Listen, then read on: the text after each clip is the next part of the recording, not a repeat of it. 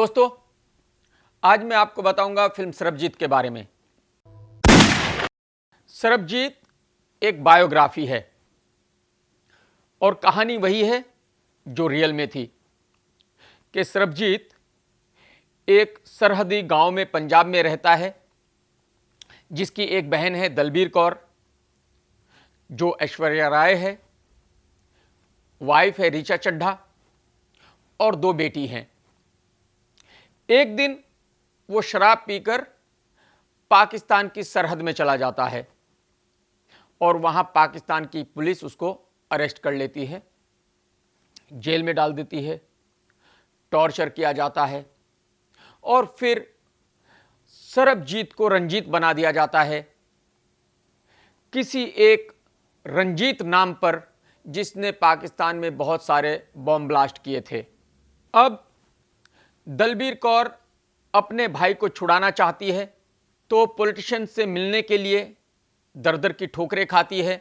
खैर, जो पॉलिटिशियंस हैं उनसे मुलाकात भी होती है, फिर धरना भी दी जाती है, रैलियां भी निकलती है और पूरी फैमिली सरबजीत को वापस लाने के लिए लड़ती है।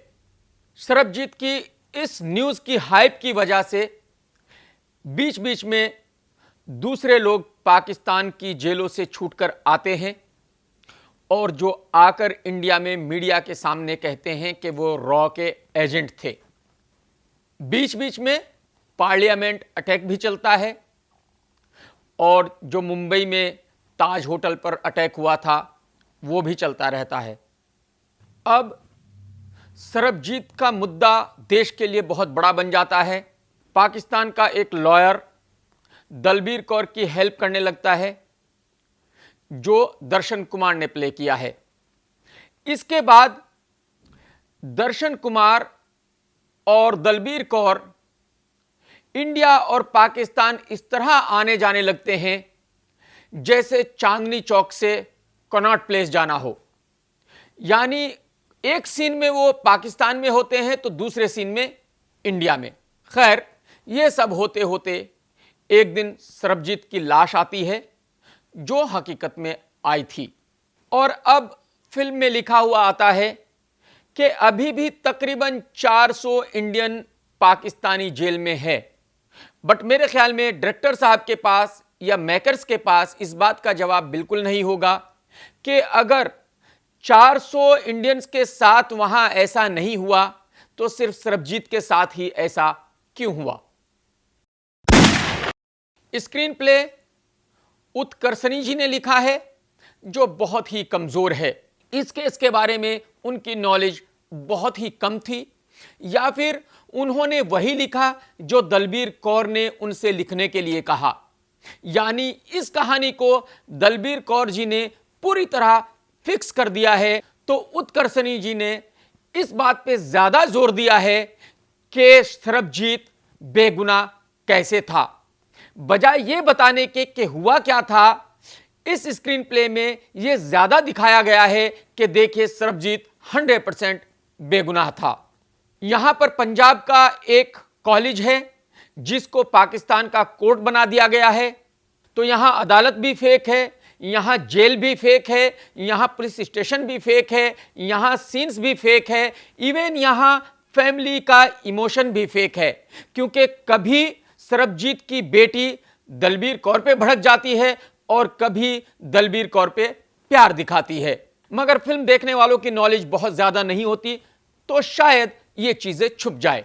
डायलॉग्स कहीं कहीं अच्छे हैं, बट प्रॉब्लम यह है कि इस फिल्म के सारे कैरेक्टर पंजाबी बोलते हैं, तो सब डायलॉग्स पंजाबी में हैं। अब हमारी जो फिल्में होती हैं वो गुजराती, मराठी या तमिल या भोजपुरी सिर्फ लैंग्वेज की वजह से होती है।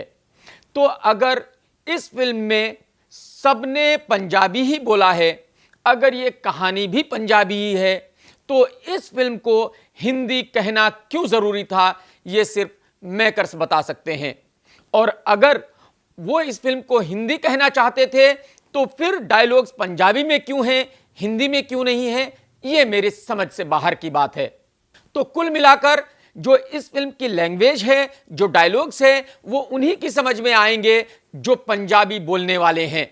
और मेरा अब क्वेश्चन यहां यह है कि जो हिंदी ऑडियंस है वो इस फिल्म को क्यों देखेगी। इस फिल्म में म्यूजिक नहीं होना चाहिए था, मगर है, और जो भी 2-3 गाने हैं वो ठीक ठाक हैं, ना बहुत बुरे हैं ना बहुत अच्छे हैं। फिल्म में एक्शन नहीं है, तो जो सिंगल थिएटर्स में फिल्में देखते हैं, मुझे नहीं लगता कि ये फिल्म उनको पसंद आएगी। उमंग कुमार साहब रियल आर्ट डायरेक्टर हैं, वो डायरेक्टर बाद में बने, तो लोकेशंस ठीक ठाक हैं। डायरेक्शन बहुत ही कमजोर है, क्योंकि अगर आपने इस फिल्म का नाम सरबजीत रखा है और अगर आप बायोग्राफी बना रहे हो तो आपको फिल्म को बहुत रियल बनाना पड़ेगा। और मुझे याद है जब मैंने उनकी मैरी कॉम देखी तो उसके रिव्यू में भी मैंने यही कहा था कि उन्होंने वो फिल्म बहुत ही फिल्मी बनाई थी। यहां तो इस फिल्म को उन्होंने बहुत ही ज्यादा फिक्शन के साथ बना दिया है। यह film totally over the top है। जब फिल्म शुरू होती है, शुरू में ही रणदीप हुड्डा 8 कबूतर एक बाह पे बैठाए हुए हैं और 8 कबूतर दूसरी बाह पे और डांस कर रहा होता है। वहीं से आपको पता चल जाता है कि इस फिल्म का शायद रियलिटी से कोई लेना देना ना हो, और उन्होंने ये फिल्म वाकई ही ऐसी बनाई है कि इसके जो सीन हैं वो रियलिटी से बहुत दूर हैं। फिल्म का म्यूजिक हो या बैकग्राउंड हो या एडिटिंग हो, कुछ भी यहां काम नहीं कर रहा है, और ये डायरेक्टर की कमजोरी है। फिल्म के रियल दिखने के लिए जिन चीजों पे ध्यान देना चाहिए था उन पे बिल्कुल नहीं दिया गया। यानी फिल्म में दलबीर कौर ऐश्वर्या राय 20 साल बूढ़ी हो जाती है, मगर ऋचा चड्ढा 2 साल भी बूढ़ी नहीं होती, वो वैसे ही जवान है। इवन बेटियां बड़ी हो जाती हैं। कहीं जेल का फर्श बिल्कुल साफ है तो अगले सीन में पूरा मैस है। एक सीन में ऐश्वर्या राय बहुत गोरी दिख रही है तो दूसरे सीन में बहुत काली और फिर तीसरे सीन में बहुत गोरी। तो अगर आप एक बायोग्राफी बना रहे हैं तो मुझे नहीं लगता कि आप इतनी लिबर्टी ले सकते हैं, आप इतनी चीजों को इग्नोर कर सकते हैं। तो मेरे हिसाब से उमंग कुमार साहब बायोग्राफी के लिए बिल्कुल भी फिट नहीं है। मुझे लगता है उनको फिक्शन फिल्म ट्राई करना चाहिए और शायद वो एक अच्छी और बेहतर फिल्म बना सके। एक्टिंग, ऐश्वर्या राय ने यहां भी वैसी ही एक्टिंग की है जैसी उन्होंने जज्बा में की थी। वो बहुत चिल्लाती हैं, बहुत ओवर द टॉप एक्टिंग है। वो पाकिस्तान में जाकर भी पाकिस्तान के आर्मी मैन को एक उंगली दिखाती है और इधर उधर कर देती है। मेरी समझ में नहीं आया कि उमंग कुमार साहब ने यह किस तरह से सोचा, और मैं समझता हूं कि यह गलती ऐश्वर्या राय की है ही नहीं, यह डायरेक्टर की गलती है, जिन्होंने उनको बताया कि उनको यह कैरेक्टर इस तरह से प्ले करना है। रणदीप हुड्डा ने बहुत ही खराब एक्टिंग की है। उमंग कुमार साहब ने क्या किया, उनके बाल ऐसे बड़े बड़े कर दिए, कपड़े फाड़ दिए, खून यहां से टपक रहा है, यहां चोट के निशान हैं, मतलब उनको बिल्कुल पागल बना दिया। और उन्होंने फिर वो पागलों वाली एक्टिंग की है, यानी दांत आगे निकाल के, क्योंकि दांत ब्रश नहीं किए तो दांत गंदे आगे निकाल के मैं शरफ जीता, मैं शरफ जीता। सर, अगर रणदीप हुड्डा से आपको यही एक्टिंग करानी थी तो फिर यह एक्टिंग तो आप खुद भी कर सकते थे, रणदीप को लेने की क्या जरूरत थी आपको। ऋचा चड्ढा का एक्टिंग से मेरे ख्याल में कहीं दूर दूर तक का कोई लेना देना नहीं है। दर्शन कुमार ने अपने रोल को ठीक ठाक निभाया है, बट अनफॉर्चुनेटली वो पाकिस्तानी लगते नहीं हैं। अब समझने की कोशिश करते हैं कि प्रोजेक्ट कैसे बना।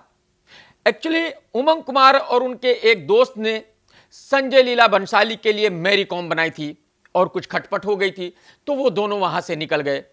उन्होंने सरबजीत पे एक कहानी लिखी और ऐश्वर्या जी के पास चले गए। ऐश्वर्या जी ने हां कर दी।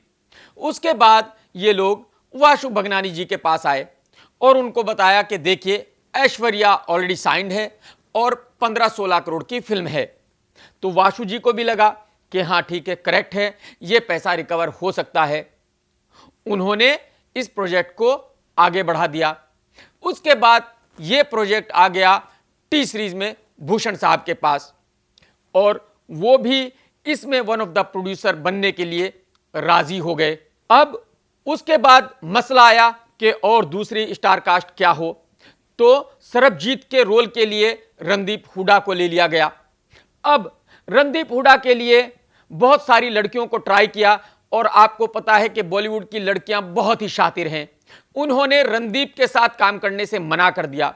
तो फाइनली एक ही बची, वो थी रीचा चड्ढा, उसको फिल्म में ले लिया गया और इस तरह से यह फिल्म कंप्लीट हुई।